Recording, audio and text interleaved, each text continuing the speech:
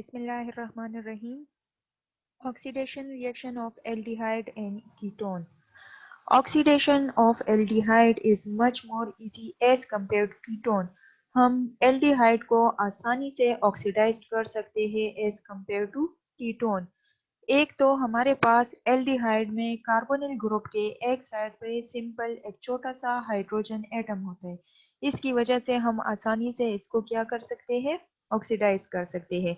जबकि कीटोन में हमारे पास कार्बोनिल ग्रुप के बोथ साइड पे एलिफेटिक या एरोमेटिक हाइड्रोकार्बन होंगे, तो इसकी ऑक्सीडेशन हमारे पास इतनी आसान नहीं होती। हम इसके लिए डिफरेंट टाइप के टेस्ट परफॉर्म करते हैं। या तो हम टॉलेंस टेस्ट करते हैं, फेलिंग टेस्ट करते हैं, बेनेडिक्ट टेस्ट करते हैं। टॉलेंस टेस्ट में हम टॉलेंस रिएजेंट यूज करते हैं। Tollens reagent is what? Silver diammonium hydroxide. And Fehling reagent is a mixture of copper chloride plus sodium hydroxide plus tartaric acid. और Benedict में भी हमारे पास क्या है, copper chloride and sodium hydroxide होता है, लेकिन टाटारिक एसिड की वजह से के बजाय यहाँ पे हमारे पास सिट्रिक एसिड होते हैं। अब हम आते हैं ऑक्सीडेशन ऑफ एल्डिहाइड की तरफ। Oxidation of aldehyde can occur in the presence of strong oxidizing agent as well as weak oxidizing agent. हम क्या करते हैं कि स्ट्रॉन्ग ऑक्सीडाइजिंग एजेंट भी यूज कर सकते हैं या वीक ऑक्सीडाइजिंग एजेंट भी यूज कर सकते हैं, लाइक पोटाशियम परमैंगनेट या silver oxide in the presence of any base हम यूज करेंगे तो हमारे पास ऑक्सीडेशन ऑफ एल्डिहाइड होगी। Potassium permanganate are acting as a strong oxidising agent, जबकि सिल्वर ऑक्साइड हमारे पास वीक ऑक्सीडाइजिंग एजेंट होता है। हम जनरल रिएक्शन अगर देखें तो यहाँ पे हमारे पास क्या होते हैं कि बेस से हाइड्रोक्सिल ग्रुप आएगा और वो एक्ट करेगा एज अ न्यूक्लियोफाइल, बॉन्ड बनाएगा कार्बोनिल कार्बन के साथ। और यहाँ पे हमें पता है कि ऑक्सीजन हाईली इलेक्ट्रोनेगेटिव है, तो ये पाई इलेक्ट्रॉन लेके नेगेटिवली चार्ज बन जाएगा। तो इससे हमारे पास एक इंटरमीडिएट टेट्राहेड्रल कंपाउंड प्रोड्यूस होगा। अब क्या होगा कि इसमें से दो हाइड्रोजन रिमूव होंगे, एक ये वाला हाइड्रोजन एंड एक ये वाला हाइड्रोजन, और हमारे पास ये इंटरमीडिएट प्रोडक्ट बनेगा और 2 प्रोटॉन यहाँ से निकल जाएंगे। अब क्या होगा कि कोई भी प्रोटॉन जो है वो एसिड वगैरह से आएगा और वो इसके साथ बॉन्ड बना के कार्बोक्सिलिक एसिड हमारे पास प्रोड्यूस कर सकते हैं। तो ऑक्सीडेशन का जनरल रिएक्शन हमारे पास ये आता है। अब हम क्या करेंगे, oxidation by using Tollens reagent. Tollens reagent is diamine silver hydroxide है। Ammonium plus silver nitrate, ammonium hydroxide plus silver nitrate combine होके हमारे पास diammonium silver hydroxide produce करते हैं, diamine silver hydroxide produce करते हैं। Reaction क्या होता है कि हम एल्डिहाइड को टॉलेंस रिएजेंट के साथ रिएक्ट करते हैं तो हमारे पास अमोनियम कार्बोक्सिलेट आयन प्रोड्यूस होगा। सिल्वर जो इस रिएक्शन में यूज हुआ था वो डिपॉजिट हो जाएगा on the wall of the test tube, water इसमें से रिलीज होगा और अमोनिया इसमें से, अमोनिया गैस इसमें से रिलीज होगा।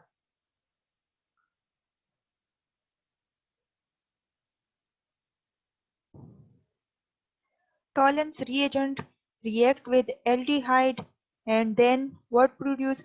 Ammonium carboxylate ion will be produced, water is separated and 3 molecule of ammonia will be released and the silver is deposited on the wall of the test tube. So this reaction मतलब आपके पास क्या होगा कि जब हम इस reaction को laboratory में परफॉर्म करते हैं तो हमारे पास जो हमने सिल्वर नाइट्रेट यूज किया होता है इन the presence of ammonium hydroxide का, तो हमारे पास क्या होगा कि ये जो सिल्वर है ये डिपॉजिट हो जाएगा on the wall of the container और यू या जो हमने टेस्ट ट्यूब लिए होते हैं उसके वॉल पे ये डिपॉजिट हो जाता है, सिल्वर मिरर नजर आता है। इस वजह से इस टेस्ट को हम सिल्वर मिरर टेस्ट भी कहते हैं। कीटोन में हमारे पास इस किस्म का कोई रिएक्शन नहीं होता। क्यों नहीं होता?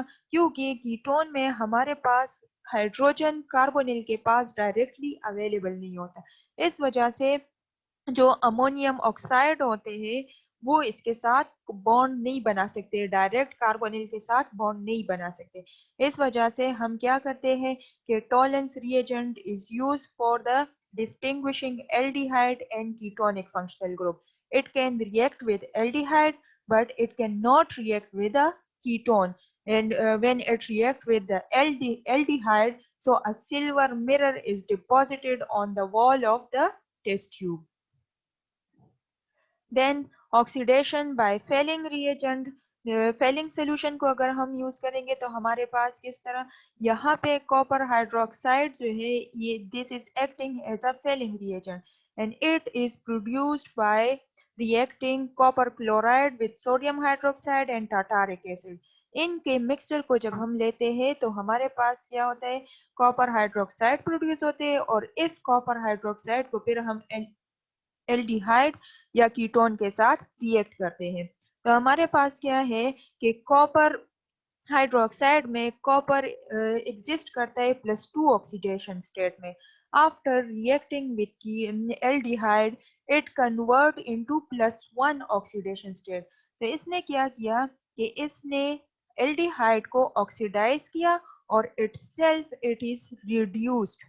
अब हमारे पास क्या है कि यहाँ पे सोडियम साल्ट प्रोड्यूस होते हैं, कार्बोक्सिलिक एसिड के सोडियम साल्ट प्रोड्यूस होते हैं और जब कॉपर ब्लू कलर का सोल्यूशन हमारे पास बनाते हैं, जब ये एल्डिहाइड के साथ रिएक्शन करते हैं तो हमारे पास कॉपर ऑक्साइड +1 ऑक्सीडेशन स्टेट में आती है और इस वजह से इसके रेड कलर के प्रिसिपिटेट हमारे पास प्रोड्यूस होते हैं और वाटर इसमें से सेपरेट होते हैं।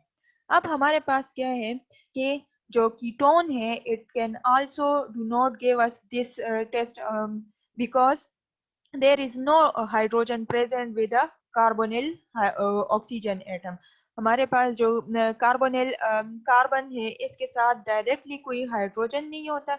इस वजह से हम क्या करते हैं कि कीटोन में हमारे पास पॉजिटिव रिजल्ट इसका नहीं आता और this test is used to identify or test glucose level in the blood and urine. As we know that the glucose contain aldehyde functional group.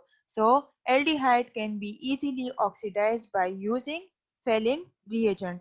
और सेम इसी तरह हमारे पास बेनेडिक्ट रिएजेंट भी रिएक्शन करते हैं और हमारे पास sodium salt of carboxylic acid produce होते हैं और उसमें भी कॉपर ऑक्साइड के रेड प्रेसिपिटेट प्रोड्यूस होते हैं और इस वजह से हमें पता चल जाता है कि किसी भी सैंपल में हमारे पास एल्डिहाइड मौजूद है। अगर रेड प्रेसिपिटेट नहीं बनेंगे तो इसका मतलब है कि उस सॉल्यूशन में हमारे पास कीटोन है। Then oxidation of ketone.